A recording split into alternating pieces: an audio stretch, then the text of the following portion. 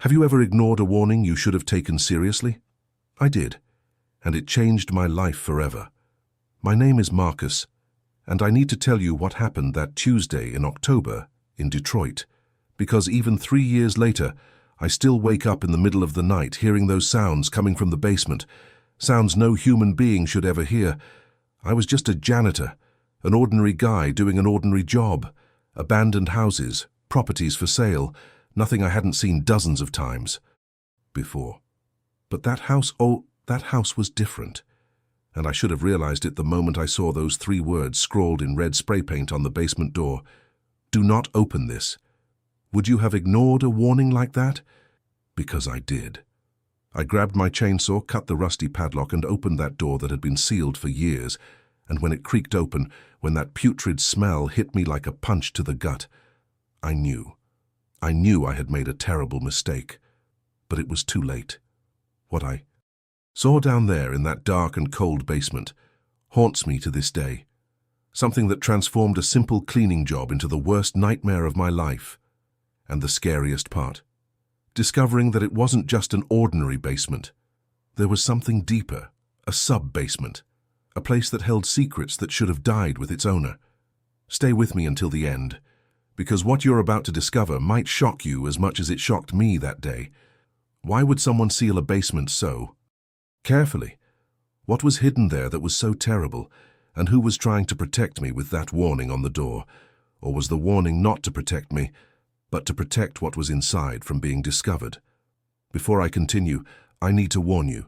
This is not an ordinary cleaning story gone wrong. This is the story of how I unintentionally opened a door that revealed one of the darkest and most disturbing secrets Detroit has ever hidden. And now that you've started listening, there's no going back. Before I tell you what really happened in that basement, I need to pause for a second, because I know that you, watching now, have probably already felt that chill down your spine, that feeling of, I would never have opened that door, or maybe, wow, would I have had the courage? And that's exactly why I need to ask you something. If this story is affecting you, if you're feeling that tension, that curiosity to know what comes next, leave a comment below about what you would do in that situation. Would you have heeded the warning? Would you have opened that door, or would you have simply run out of that house? I read all the comments, and I guarantee that each one helps me understand that I'm not alone in this. Because, look, sharing this story isn't easy for me. It still gives me chills, but knowing that there are people on the other side, people like you, who are willing to listen, to interact, to be part of this community, that makes all the difference. And if you're enjoying this kind of content, if real and intense stories like this resonate with you, leave a like below. It's a simple gesture, but it's what makes this channel grow. It's what allows me to continue bringing stories like this, stories that need to be told. And of course, subscribe to the channel and activate the bell, because I have much more to share with you. Stories that will make you question, reflect, and perhaps look at that locked door in your own life in a different way. Your participation here isn't just a number to me. It's the fuel that keeps this space alive, safe, and honest. Now, taking a deep breath, let's go back to that house in Detroit. Because what I haven't told you yet is just the beginning. It was a typical Tuesday in October. You know those days when you wake up, have your coffee, and expect just another routine day? Well, that's exactly what it was. My phone rang around 9 in the morning. On the other end of the line, a professional, direct voice. A real estate agency needed an urgent service, an abandoned Victorian house in the suburbs of Detroit. The owner had passed away a few months ago, with no heirs, no family, and now the agency wanted to get the property ready for sale quickly. Up to that point, nothing unusual. I had done dozens of jobs like that. Empty houses, accumulated dust, forgotten objects. But then came the part that caught my attention. The payment was 3 times the normal amount. 3 times. It's a lot of accumulated dirt, the woman explained in an almost apologetic tone, and we need it ready by the end of the weekend. I didn't think twice. Extra money always comes in handy, and frankly, dirt never scared me. I wrote down the address, grabbed my equipment, and headed there. When I arrived, the first impression was exactly what you imagine. The house looked like something out of a horror movie. Broken windows, some with boards nailed shut. The garden completely wild, overgrown with weeds that reached waist height. The paint on the exterior walls was peeling, revealing old layers of faded colors. The kind of place the neighborhood kids probably used for daredevils. But look, I'd seen worse. Much worse. I'd cleaned houses where people had lived alone for decades, accumulating things, letting time do its destructive work. That was part of my daily routine. I wasn't the type to get scared easily. I grabbed my gloves, my mask, my trash bags, and went in through the front door. The smell of mold hit me immediately. That characteristic smell of old dampness, of rotting wood, of air that's been stagnant for too long. I turned on my flashlight because the electricity was out and started inspecting the place.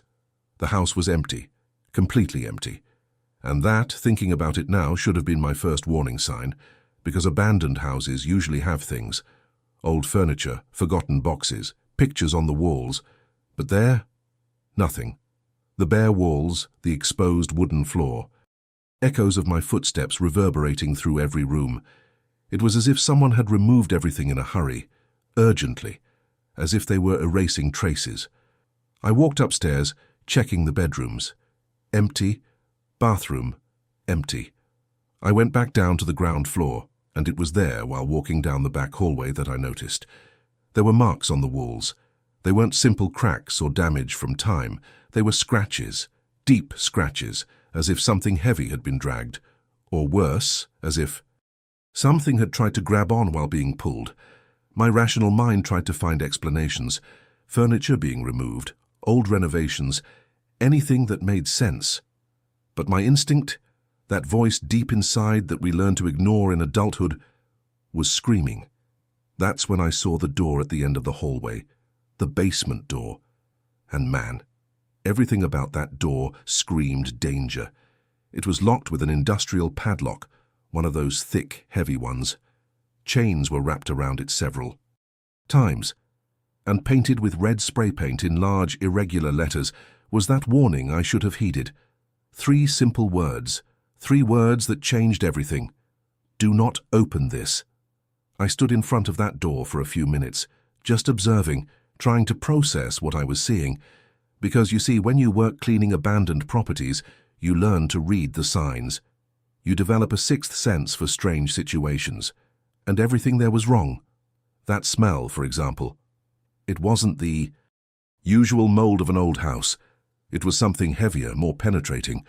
A sickly smell that clung to my throat and made my stomach churn. It was metallic, but also organic. As if something had been rotting there for a long time. And those marks on the hallway walls. The more I looked, the more disturbing they became. They weren't just scratches from furniture being dragged. They were deep, desperate marks. The kind of mark something leaves when it's trying to hold on, when it's resisting. My professional mindset tried to keep me focused. It was just a job, just another strange house. I had bills to pay, commitments to fulfill, but that basement door was challenging me in a way I had never experienced before. The chains were coiled multiple times. The industrial padlock seemed disproportionate for a simple residential door. And those words, "Do not open this," written urgently, desperately. I grabbed my phone and took a picture. I sent it to my supervisor with a simple message. "Dude, look at this. There's a sign on the basement door. What do I do?" I stood there waiting, staring at the screen. 3 dots indicating he was typing, and then the reply came. The reply that changed everything. Probably some teenage prank. You know how it is. Abandoned houses always attract that kind of thing. Cut the padlock, clean everything. Client wants the house ready by Saturday. I took a deep breath. He was right, wasn't he? Abandoned houses always have stories.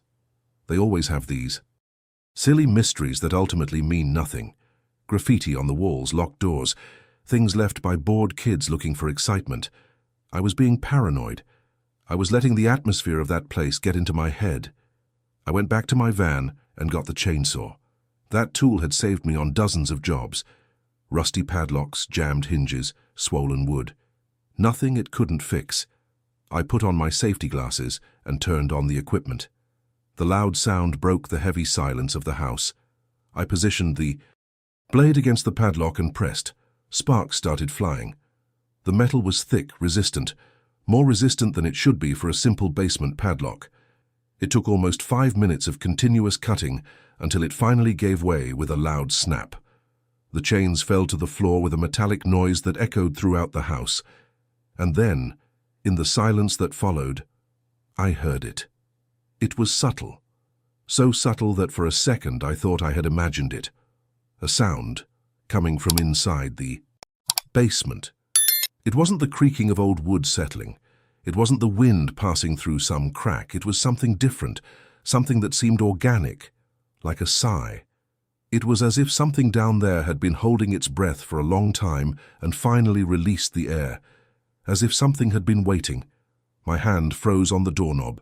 Every fiber of my being screamed at me to turn around and get out of that house, to call my supervisor and say I wasn't going to do that job, that he could keep the money, the contract, everything.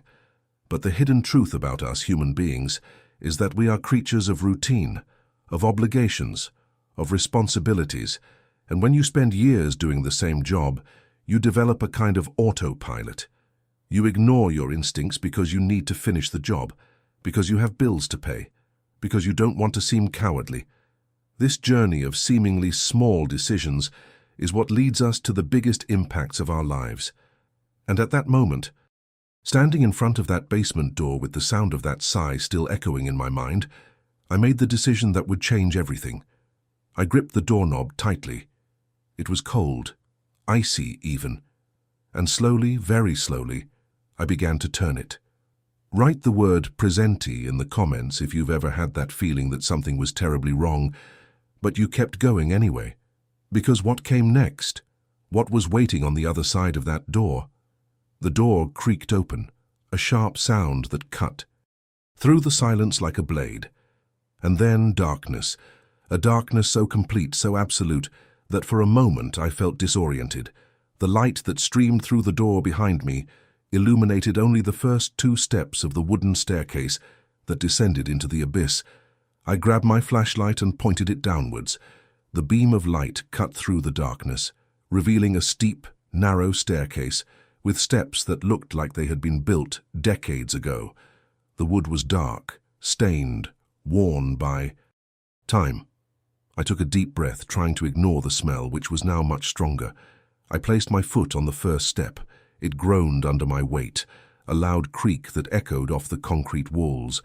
Each step I took was accompanied by this disturbing sound, as if the staircase were protesting, warning that I shouldn't be there. I descended slowly, very slowly, 1 step at a time, the flashlight in my right hand, my left hand gripping the unstable handrail. The smell was becoming unbearable. It wasn't just strong, it was physical. It stuck to my throat, invaded my lungs, made my eyes burn. It was metallic, like rusted iron mixed with something decaying, organic.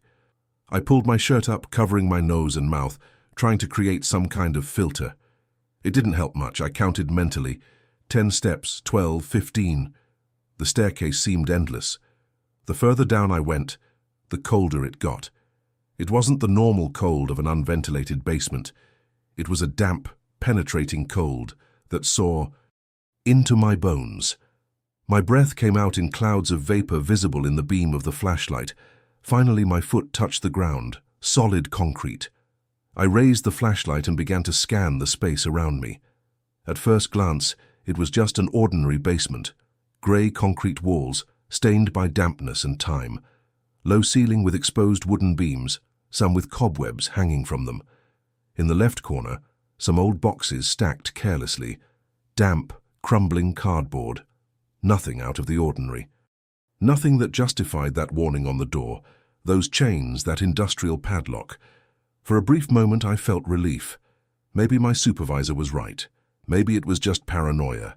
Just an old house with an ordinary basement and an eccentric owner who liked to lock things up.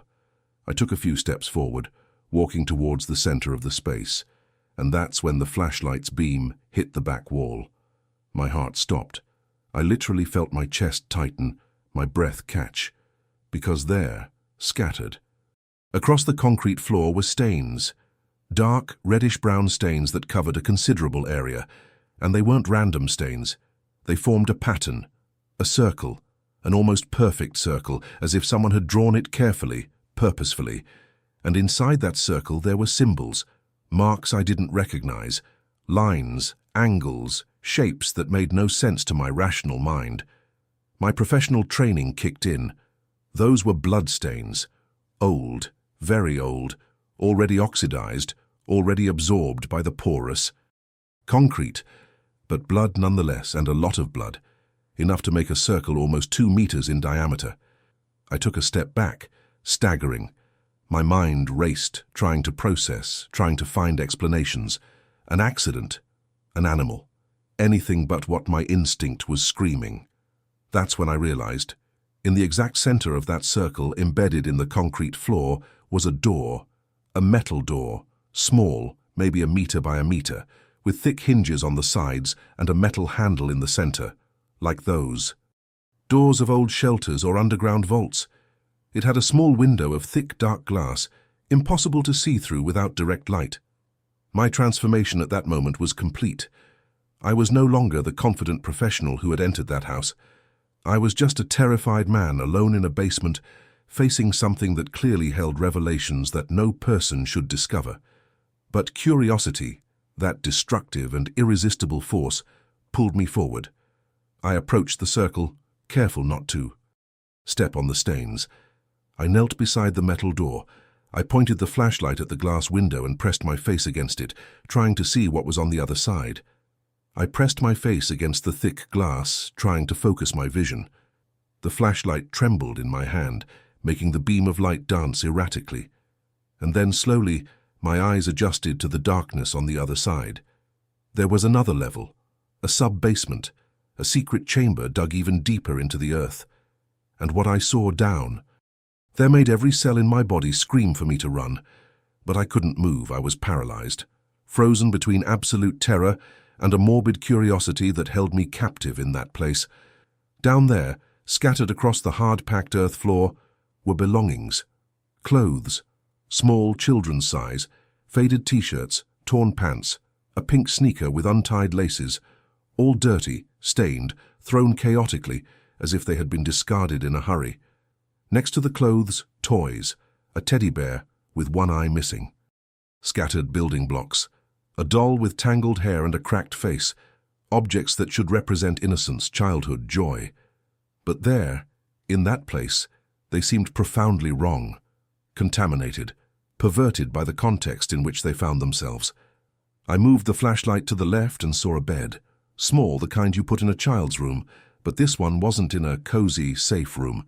It was in an underground chamber, hidden beneath layers of concrete and secrecy.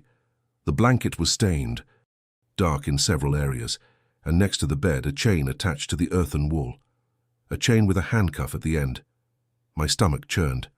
Bile rose in my throat and I had to swallow hard to avoid vomiting right there. But the worst was yet to come. I moved the flashlight to the back wall and saw the photographs, dozens of them, maybe 50, maybe more, pinned to the wall, creating a kind of macabre gallery. Faces of different people, children, teenagers. Some smiled for the camera. Clearly photos taken in happy moments at birthdays, in parks, at schools. Photos that were probably stolen from houses, from wallets, from bulletin boards. Other photos were different, darker, taken in environments I couldn't identify. The faces in those photos weren't smiling. They stared directly at the camera with expressions I'll never forget: fear, despair, resignation. Some of the photos looked old, faded by time, 60s, 70s, 80s. Others were more recent, in vivid colors. This meant that whatever happened in that place had happened decades ago, generations ago. My hand trembled so violently now that I could barely hold the flashlight. My heart pounded so hard I could hear the pulse in my ears. And then, as I moved the light once more through the space, trying to process the horror before my eyes, I noticed something that made my blood literally freeze in my veins. Those clothes scattered on the floor. They weren't completely empty. There were shapes inside them. Small shapes, contours that suggested something still occupied that space. They weren't just discarded clothes, they were clothes still being worn. The impact of this revelation hit me like a high-speed train. My mind went into denial. I tried to find other explanations. Maybe it was just the crumpled clothes creating optical illusions. Maybe the shadow and the light were deceiving me. Maybe my brain, overwhelmed by fear and adrenaline, was seeing things that didn't exist.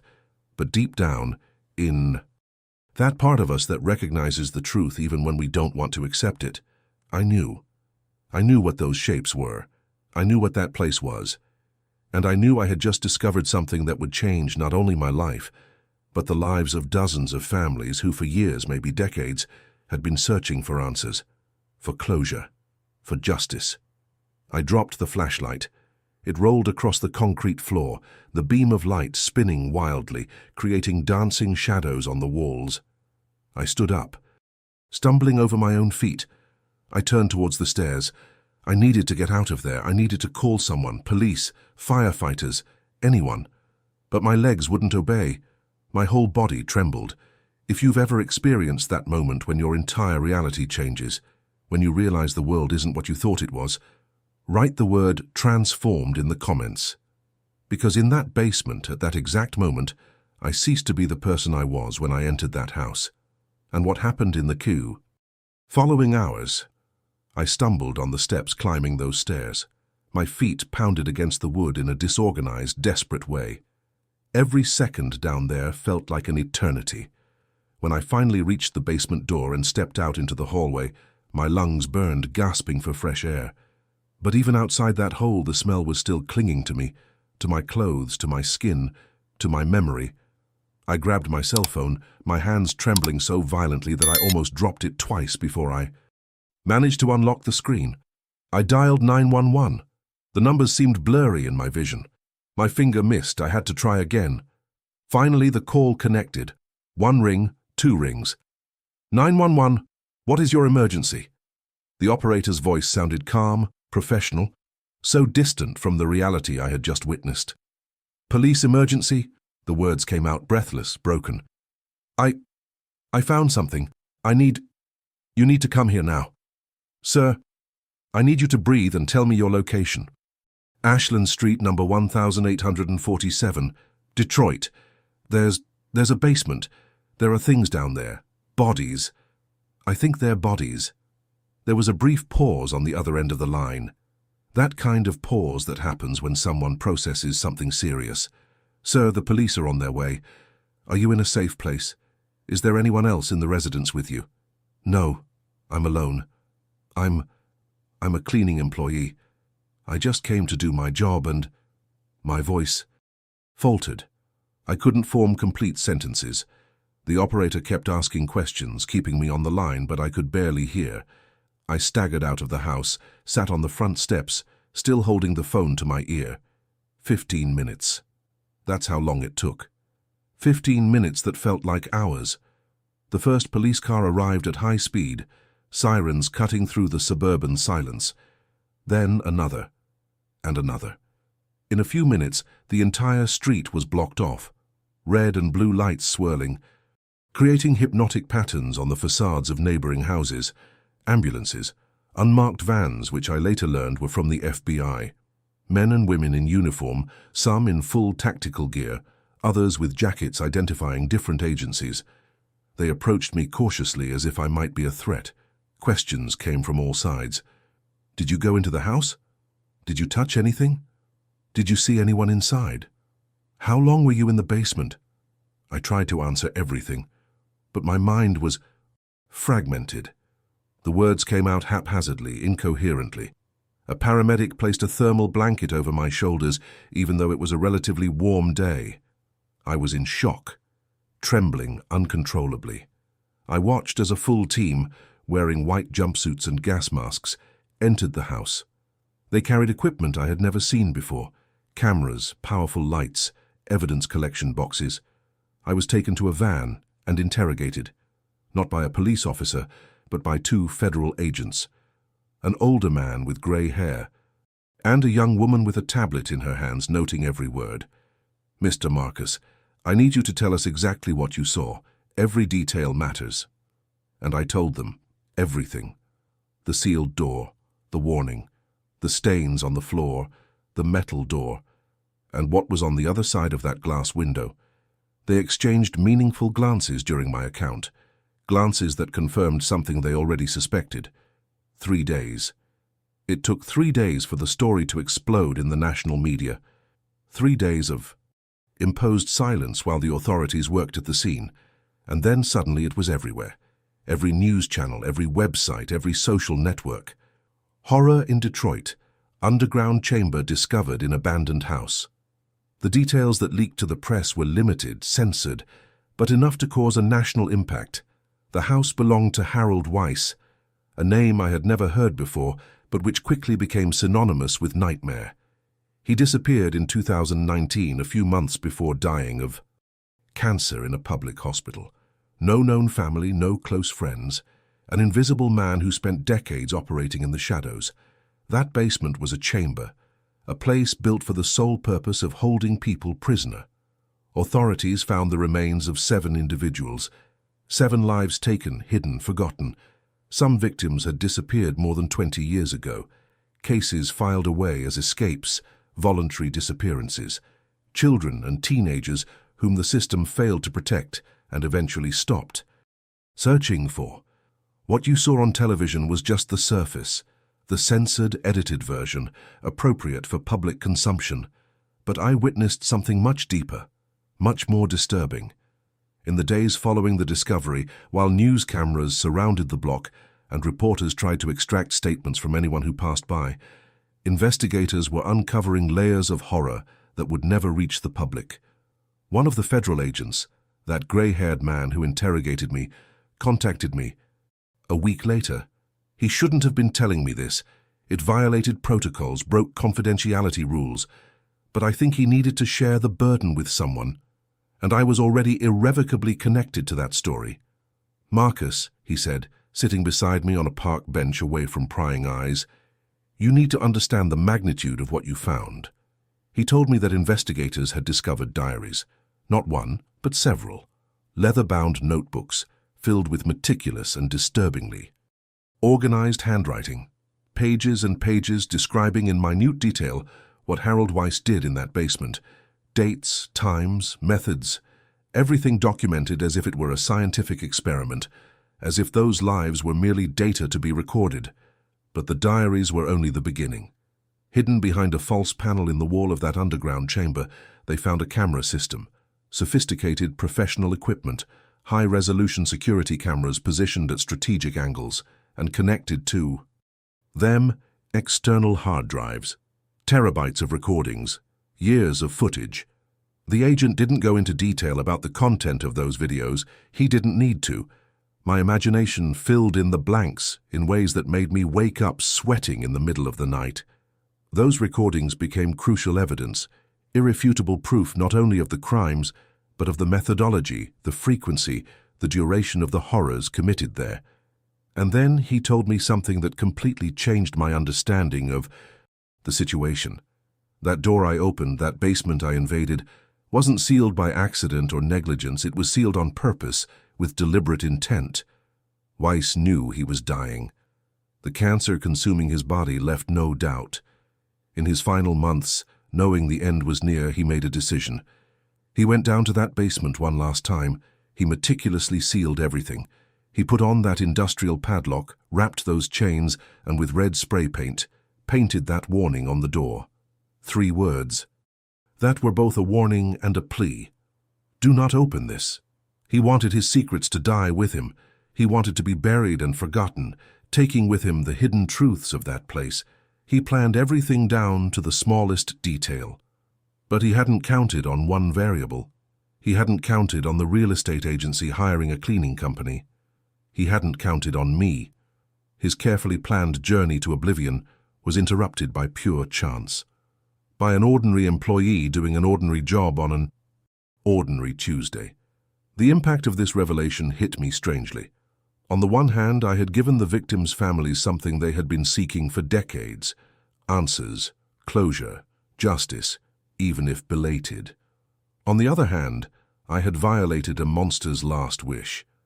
And part of me wondered if the world wouldn't be better off without knowing, but there was more. There's always more.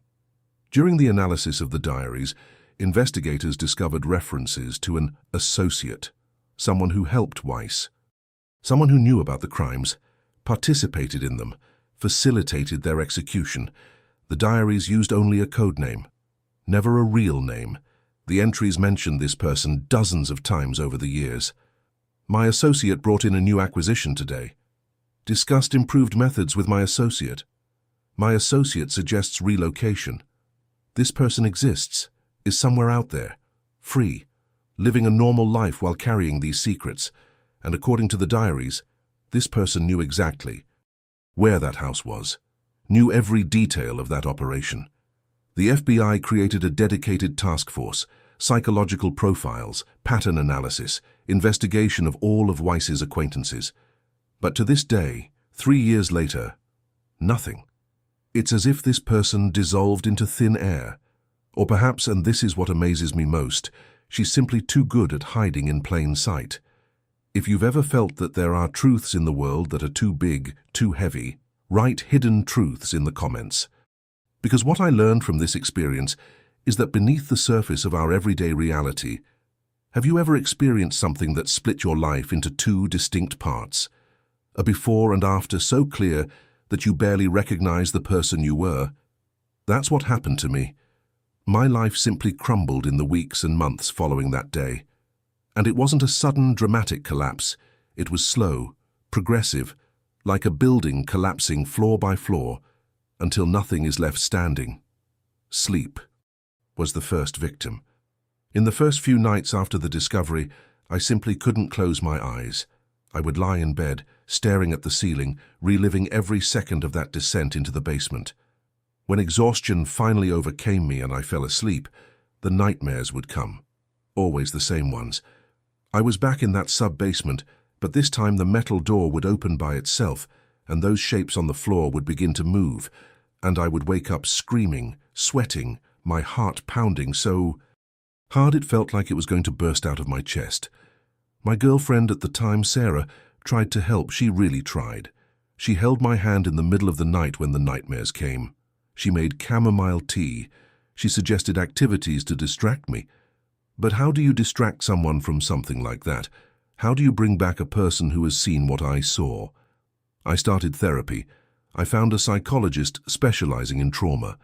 I sat in that office with beige walls and motivational posters and tried to put into words what was happening inside me. But how do you explain to someone, even a trained professional, what it's like to find a torture chamber? How do you describe that moment when your understanding of reality shatters? Therapy wasn't working. Not because the professional was bad, but because some things are too big to be processed in 50-minute sessions once a week. I stopped working. I simply couldn't anymore. My supervisor would call offering new jobs, houses. That needed cleaning. And just thinking about entering an empty house would send my whole body into a panic. Sweaty palms, racing heart, shortness of breath. Panic attacks became part of my routine. 3 months after the discovery, Sarah sat with me at the kitchen table. She had that expression you recognize immediately, that look of someone about to say something definitive. "Marcus," she said, holding my hand but not really touching me, "you're not the same anymore." I wanted to argue. I wanted to say that I was still me, that I just needed time. But she was right.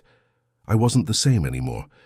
The person she knew, who laughed easily, who made plans for the future, who saw the world with a certain optimism, had died in that basement. And the person who came back was someone else, someone haunted, someone broken. She left a week later, and then the messages started. The first one arrived by email, a random address, a meaningless combination of numbers and letters. No subject. Just one sentence in the body of the email. "You shouldn't have opened that door." I thought it was some internet troll, someone who had read about the case and decided to torment me. I deleted it and tried to forget, but more came. Text messages from unknown numbers. He had his reasons for sealing it. "You released something that should have remained buried. Consequences will come." And then the photos. Photos of the front of my house. from my car parked on the street, from me entering the supermarket. Someone was following me, watching me. I took everything to the police. They filed a report, said they would investigate, but without concrete evidence of a direct threat, without an identifiable suspect, there wasn't much they could do. Change your passwords, the police officer suggested. Consider a security system for your home. As if an alarm could protect me from someone who clearly had the resources and motivation to track me. The decision to move wasn't difficult. There was nothing holding me back in Detroit anymore. No job, no relationship, no peace. I packed what fit in my car, donated the rest, and drove south. I changed my phone number. I created new emails. I tried to disappear the way ordinary people disappear in the digital age. But the fear, that came with me. It changed address along with me. It settled into the new apartment as a permanent and unwanted resident. 3 years have passed since that day. 3 years of trying to rebuild a life, to find some form of normalcy. But there are questions that simply won't leave me in peace. Questions that wake up with me in the morning and stay with me until bedtime. Who was Weiss's associate? That mystery remains unanswered. The FBI still has an active investigation. They've interviewed hundreds of people, cross-referenced decades of data, analyzed behavioral patterns, and nothing. It's as if this person were a ghost, or worse, as if they were so skilled at hiding in plain sight that they go unnoticed even when the authorities look directly at them. But there's something that haunts me more than anything else. Something I haven't told you yet. Something that even now, speaking to you, makes my stomach churn. In that basement, among all those photographs on the wall, there was one that was different, completely different. While the others were old, faded, clearly taken decades ago, this one was recent, in vivid colors. Modern photographic paper. I saw it when I swept the flashlight across the wall. Even amidst all that horror, even surrounded by evidence of crimes that spanned generations, that particular photo froze me. It was a girl, around 12 years old, brown hair tied in a ponytail, school uniform, smiling at the camera in one of those school portraits we all have tucked away somewhere. But what made my blood run cold wasn't the photo itself. It was what was written on the back. When the investigators turned that photo over, when they analyzed every detail, they found a date scribbled in blue pen, and that date was 2 weeks before I opened that door. 2 weeks, let that sink in for a second. Weiss died in 2019, almost 3 years before I entered that house. He was dead when that photo was placed on the wall. That can only mean one thing. The associate didn't stop when Weiss died, he continued, alone or perhaps with others. The operation didn't end, it just changed hands. And worse, much worse, that photo was added just 2 weeks before my arrival.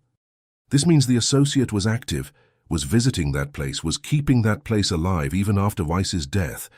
Now think about it. If that person was there 2 weeks before me, if they were keeping that place active, what happened when I opened that door? When I cut that padlock and went in, that person knew. Somehow through hidden cameras, through monitoring, through regular checks, that person discovered that the secret sanctuary had been violated, and they saw who did it. They saw me. The police never released this publicly. They kept this information under absolute secrecy, part of the investigation strategy. But I know. I saw that photo, and I carry this knowledge like a weight that never diminishes. The families of the 7 identified victims finally got their answers. After years, sometimes decades, of not knowing, of wondering, of living in that horrible limbo between hope and despair, they were able to bury their loved ones. They got some form of closure. And I'm happy about that. Genuinely happy. But me, I remain trapped in a different kind of limbo. I live constantly looking over my shoulder, double-checking who's walking behind me on the street, analyzing faces in crowds, searching for something familiar, something threatening. Every car that slowly passes by my street makes me look out the window. Every email from an unknown sender makes me hesitate before opening it. Because somewhere out there, living a seemingly normal life, is someone who knows my name, who has seen my face, Who blames me for destroying something precious to them? And I have no idea who it is. It could be anyone. The friendly neighbor who waves when they see me. The waitress at the coffee shop who always remembers my order. The guy at the gym who uses the treadmill next to me. Anyone. The investigation remains open. The grey-haired agent calls me every few months with updates, always the same thing. We're following leads. We have some people of interest. But nothing. Concrete yet. And meanwhile, I live in this reality where the impact of that discovery continues to reverberate through my life in ways I could never have predicted. If you've ever lived with a heavy secret, something that completely changes how you see the world around you, write secret in the comments. Because carrying that knowledge, living knowing that there's someone out there who, on silent nights, when the world around me sleeps, and I remain awake staring into the darkness, a question constantly returns to my mind. What if I had heeded that warning? What if, upon seeing those 3 words in red spray paint, I had simply turned around, called my supervisor, and said I wasn't going to do that job? What would have happened? That door would have remained sealed. Weiss's secrets would have died with him as he planned, and those 7 families would never have known what happened to their sons, their daughters, their brothers and sisters. They would continue living in that impossible limbo between hope and resignation. They would continue staring at doors, hoping that someone who would never return would suddenly walk in. Those victims would remain hidden, forgotten, reduced to objects in a macabre collection of a dead man, without dignity, without recognition, without final rest. But I would be sleeping at night. I wouldn't have nightmares.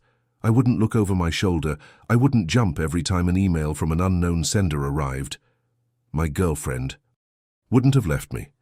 I would still be working, earning money, living a normal and peaceful life. So the question remains 3 years later, without a clear answer. Was it the right choice? Honestly, I don't know.